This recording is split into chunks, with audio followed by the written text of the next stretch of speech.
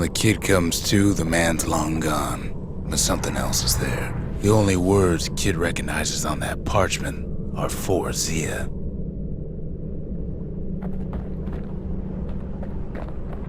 Well, what's a kid to do? He took the shard, he took the hit, and he took that note.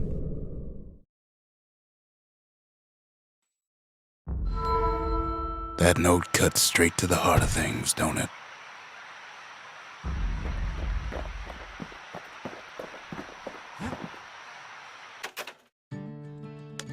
Zolf's messenger was one of his people. Wondered just how many of them survived, and what exactly Zolf told him. The note says it plain. Zia, go east to learn the truth about the calamity and our people. I'll be waiting. Sincerely, Zolf. Finding gourmet ingredients ain't easy these days, but we'll take what we can get.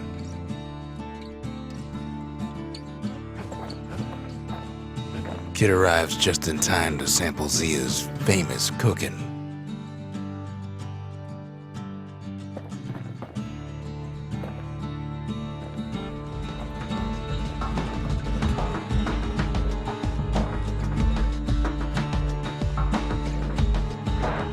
He wolfs down too much too fast, and it all goes to his head.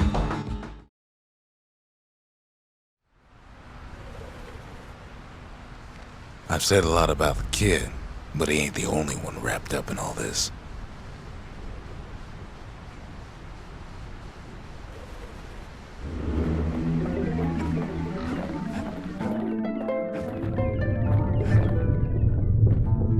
What's he thinking? Well, let me see if I got this straight. I only heard it once.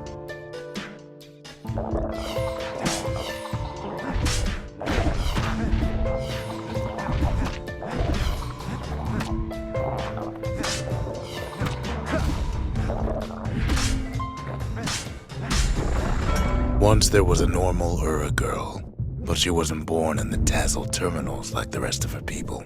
She was from Celandia.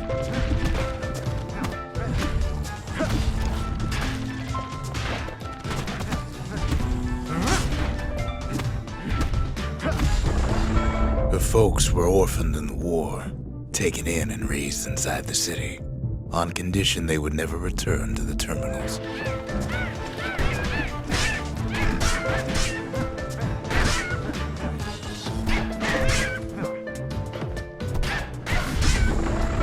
Ura refugees who came into the city had to stay for life. It was a way to reduce the risk of city secrets leaking out.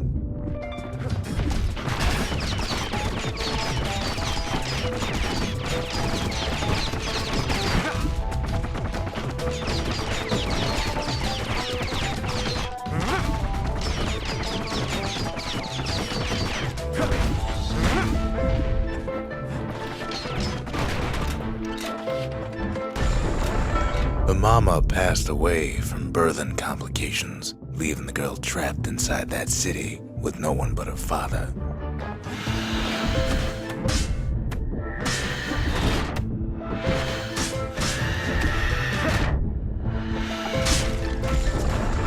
Her father was sharper than a brusher's pike, so he got a job working for the city's mancers.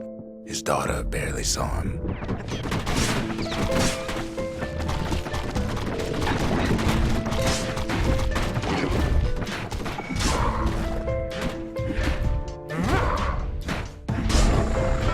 Her father told her nothing of her Ura heritage. He told her nothing of the Mancers. It's for your own good, he said.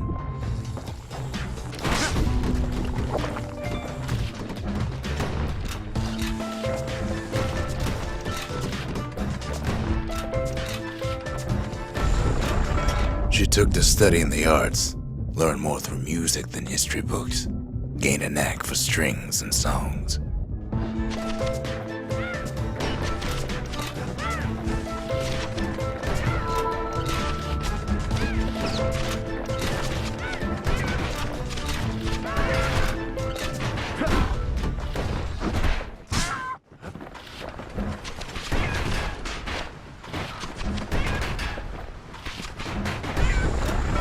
At first, she tried to be like other girls, but her classmates spread word that her father was an Ura trader, selling out the city.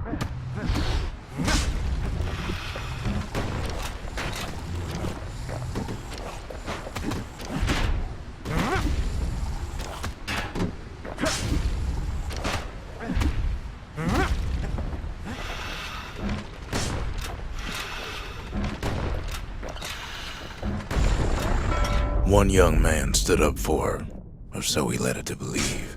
He knew much of her heritage, and she grew fond of him.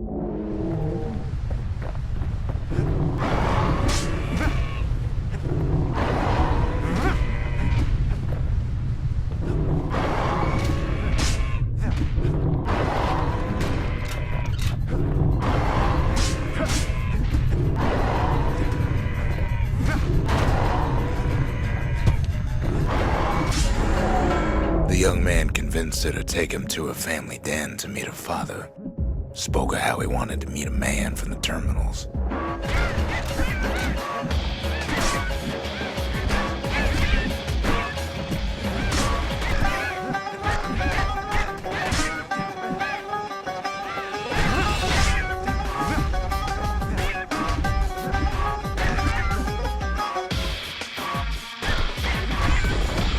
When the young man greeted her father in the Ura's native language, her father flew into a fit of rage and threw them out.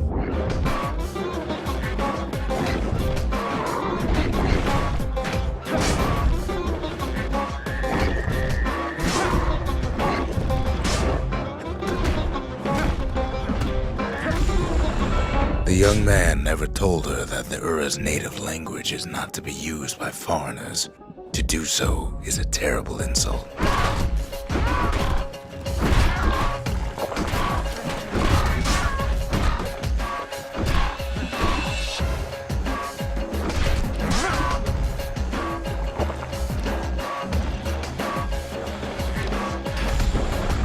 It was then that she decided to escape. The two of them could flee the city together and go to the Tassel terminals.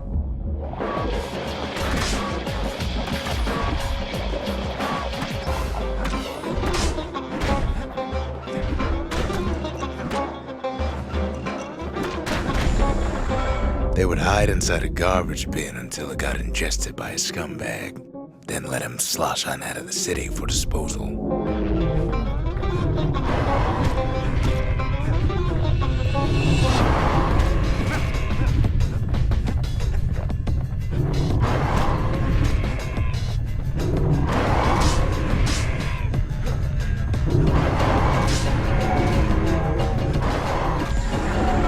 Her plan almost succeeded, but the authorities were already there when that scumbag sidled up to the city walls.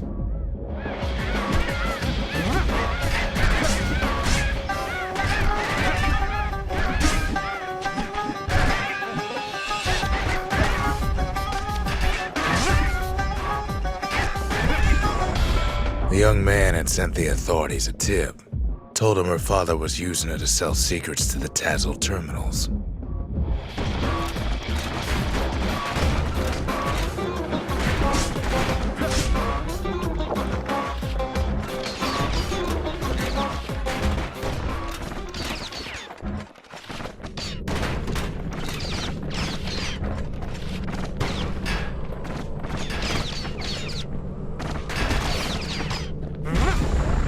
She and her father were arrested for treason, but her father got a deal.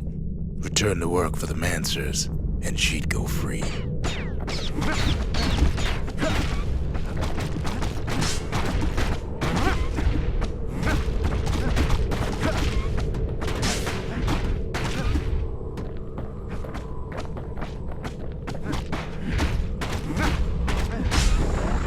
Before they parted ways for the last time, her father whispered a desperate plea. Hurry home to the den and lock yourself in.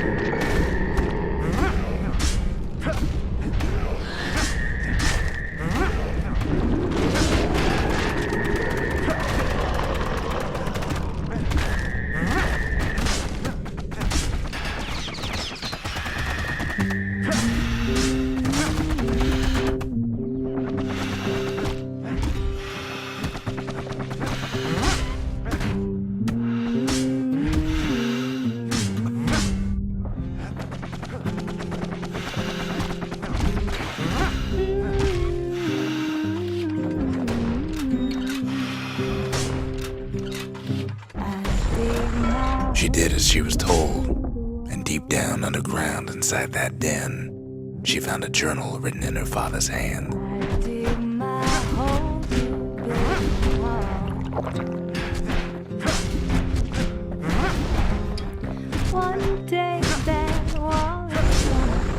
The next day, the door to the den turned to ash.